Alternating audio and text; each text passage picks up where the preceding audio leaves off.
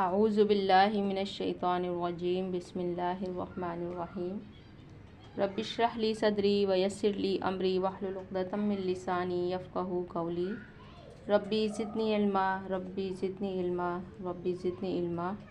سورہ آل عمران کا رکوع نمبر 12 ہم پڑھ رہے تھے اور اس کی 117 آیات ہماری کمپلیٹ ہو چکی ہیں۔ آگے اسی رکوع کو ہم کنٹینیو کریں گے۔ یا ایھا الذین آمنوا لا تتخذوا بطانة من دونکم لا یألونکم خبالا ودوا ما عنتم قد بدت البغضاء من افواہہم وما تخفی صدورہم اکبر قد بین لکم الآیات ان کنتم تعقلون۔ یا ایھا الذین آمنوا، اے لوگو جو ایمان لائے ہو، لا تتخذوا، تم نہ بناؤ، بطانة من دونکم، اپنی جماعت کے لوگوں کے سوا دوسروں کو اپنا رازدار نہ بناؤ، وہ تمہاری خرابی کے کسی موقع سے فائدہ اٹھانے میں نہیں چوکتے۔ تمہیں جس چیز سے نقصان پہنچے وہی ان کو محبوب ہے۔ ان کے دل کا بغض ان کے منہ سے نکلا پڑتا ہے اور جو کچھ وہ اپنے سینوں میں چھپائے ہوئے ہیں وہ اس سے شدید تر ہے۔ ہم نے تمہیں صاف صاف ہدایات دے دی ہیں، اگر تم عقل رکھتے ہو تو ان سے تعلق رکھنے میں احتیاط برتو گے۔ اب یہاں پہ میں نے اپنے پچھلے جو ویڈیو میں بھی بتایا تھا کہ یہاں پہ جو اصل میں یہودیوں کا تذکرہ ہو رہا ہے کہ وہ کس طرح سے جو ہے مسلمانوں کے خلاف سازشیں کرتے تھے مدینہ میں۔ تو دراصل یہ مدینہ کے اطراف میں جو یہودی آباد تھے ان کے ساتھ جو اوس اور خزرج کے لوگوں کی قدیم زمانے سے دوستی چلی آ رہی تھی، تو انفرادی طور پر بھی ان قبیلوں کے افراد ان کے افراد سے دوستانہ تعلقات رکھتے تھے اور قبائلی حیثیت سے بھی اور وہ ایک دوسرے کے ہمسائے اور حلیف تھے۔ جب اوس اور خزرج کے قبیلے مسلمان ہو گئے تو اس کے بعد بھی وہ یہودیوں کے ساتھ وہی پرانے تعلقات نبھاتے رہتے اور ان کے افراد اپنے سابق یہودی دوستوں سے اسی محبت و خلوص کے ساتھ ملتے رہے۔ لیکن یہودیوں کو نبی صلی اللہ علیہ وسلم اور آپ صلی اللہ علیہ وسلم کے مشن سے جو دعوت ہو گئی تھی اور اس کی بنا پر وہ کسی ایسے شخص سے مخلصانہ محبت رکھنے کے لیے تیار نہ تھے جو اس نئی تحریک میں شامل ہو گیا ہو۔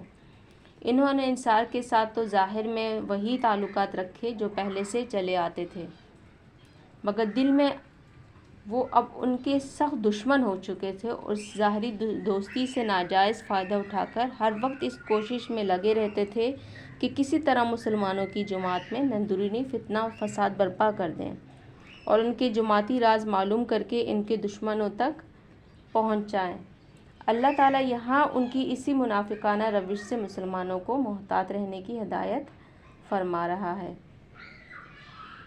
ہا انتم اولائی تحبونہم ولا یحبونکم وتؤمنون بالکتاب کلہ وَإِذَا لَقُوكُمْ قَالُوا آمَنَّا وَإِذَا خَلَوْا عَضُّوا عَلَيْكُمُ الْأَنَامِلَ مِنَ الْغَيْظِ قُلْ مُوتُوا بِغَيْظِكُمْ إِنَّ اللَّهَ عَلِيمٌ بِذَاتِ الصُّدُورِ۔ اب ان کی عداوت کا ہے کہ کس قدر ان کی عداوت ہوتی تھی، تو اس کا ترجمہ اس طرح سے ہے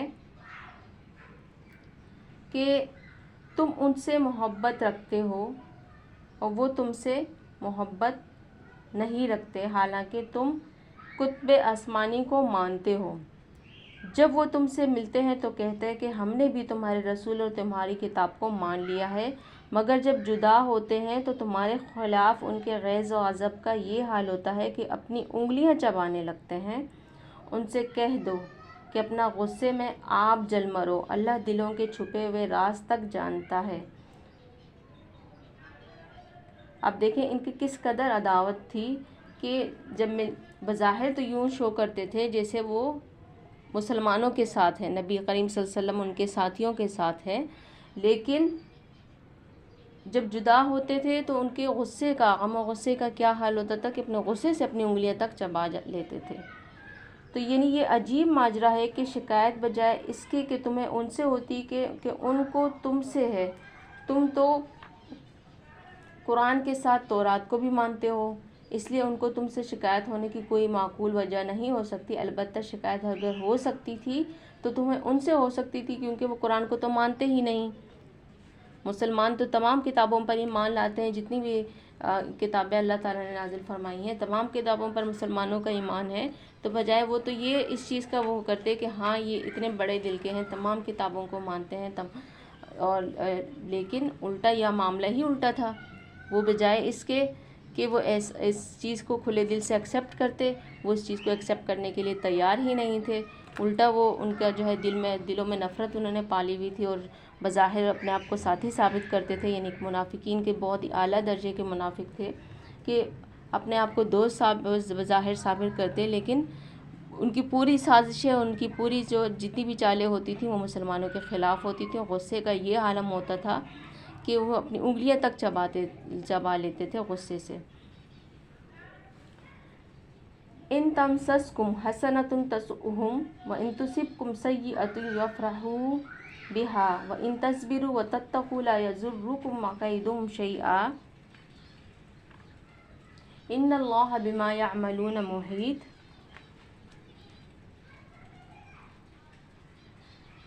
اب یہاں پہ فرمایا جا رہا ہے کہ تمہارا بھلا ہوتا ہے تو ان کو برا معلوم ہوتا ہے، اور تم پر کوئی مصیبت آتی ہے تو یہ خوش ہوتے ہیں، مگر ان کی کوئی تدبیر تمہارے خلاف کارگر نہیں ہو سکتی بشرط یہ کہ تم صبر سے کام لو اور اللہ سے ڈر کر کام کرتے رہو. جو کچھ یہ کر رہے ہیں اللہ اس پر حاوی ہے. اب یہاں پہ جو ہے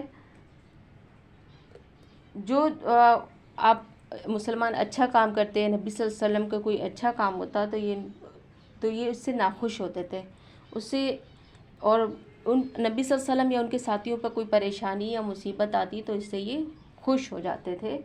اور بہت سی ان کی چالیں چلتے رہتے تھے، لیکن چال کس کی سب سے زیادہ کارگر ہوتی تھی؟ وَمَكَرُ اللَّهُ خَيْرُ الْمَاكِرِينَ. اللہ تعالیٰ کی جو چال ہے وہ سب سے کارگر ثابت ہوتی تھی. مختلف مواقع پر ہم نے دیکھا کہ انہوں نے کس طرح سے اپنی چالیں چلیں، لیکن جو اللہ نے ان کے خلاف چال چلی تو وہ کس طرح سے کارگر ثابت ہوئی. اور یہاں پہ پھر سے صبر کی تلقین کی جا رہی ہے کہ تمہیں صبر سے کام لینا ہے اور اللہ سے ڈر کر، یعنی اللہ کا تقوی اختیار کر کے کام کرتے رہنا ہے، کیونکہ اللہ تعالیٰ ہر چیز پر حاوی ہے. ان کی جتنی چالیں ہیں، جو کچھ ہے، جتنی بھی پلاننگز ہیں، سب پر اللہ حاوی ہے. یہاں پہ ہمارا رکوع نمبر 18 کمپلیٹ ہو رہا ہے، اور جو ہے اس کو ہم انشاءاللہ اگلے رکوع کو اپنی اگلی ویڈیو میں اسٹارٹ کریں گے. تو اللہ تعالیٰ سے دعا ہے کہ آج ہم نے جتنا پڑھا اللہ تعالیٰ ہمیں اس پر عمل کرنے والا اور دوسروں تک پہنچانے والا بنائیں. اور میں اللہ تعالیٰ سے دعا کرتی ہوں کہ اللہ تعالیٰ ہمارے علم میں اضافہ فرمائے. آج کی اس میں جو مجھ سے کوئی کوتاہی ہوئی ہے تو اللہ تعالیٰ سے میں بہت زیادہ معافی کی خواستگار ہوں.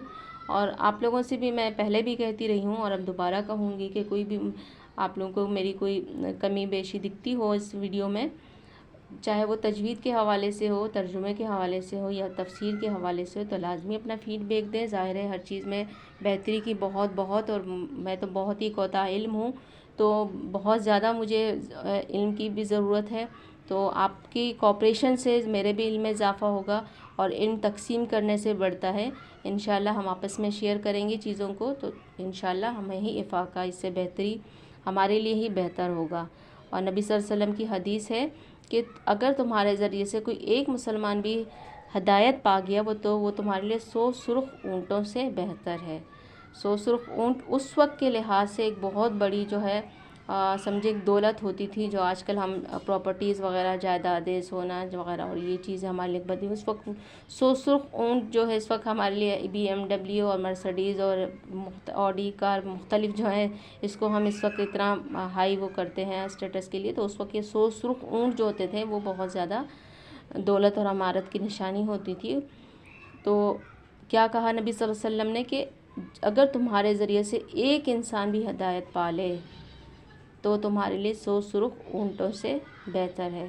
تو ہمیں اپنی کوشش جاری رہنی چاہیے، اور اپنا جو ہمارے کندھوں پہ ذمہ داری ہے کہ اس ہدایت کے پیغام کو دوسروں تک پہنچانا ہے، تو یہ کام ہمیں ہر لمحہ کرنا ہے، چاہے اس میں ہمیں اپنی عملی کوششیں ہیں یا کسی بھی طریقے سے ہمیں یہ کوششیں اپنی جاری رکھنے چاہیے ہر لمحہ ہر آن۔ وآخر دعوانا ان الحمد للہ رب العالمین۔